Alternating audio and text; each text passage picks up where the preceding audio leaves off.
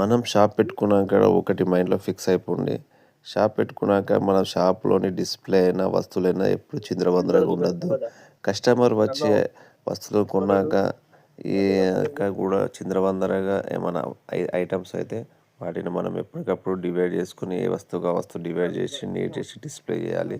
నాకైతే ఎప్పటినుంచి అలవాటు. నేను వస్తువులన్నీ నీట్‌గా చేయడం, షాపును డిస్‌ప్లే చేసుకోవడం నాకు అలవాటే. ఆ విధంగానే మొత్తం షాప్ క్లోజింగ్ టైంలో ఏ వస్తువుకి ఆ వస్తువు డివైడ్ చేసి ఐటమ్స్ అన్నిటి చేసి క్లీన్ చేస్తూ ఉంటాను. అలాగే మన స్టాక్ అయిపోయినా కూడా నేను ఆ స్టాక్‌ని మళ్ళా తెచ్చుకోవడానికి, రీస్టాక్ చేయడానికి వస్తువు రాసుకుంటాను. ఎందుకంటే కట్ అయిన ఐటెమ్ ఎప్పుడు మనం వెంటనే ఎంబడే రాసుకొని మళ్ళీ తెచ్చుకొని ఫిలప్ చేసుకోవాలి. మార్నింగ్ నేను ఫిలప్ చేస్తాను.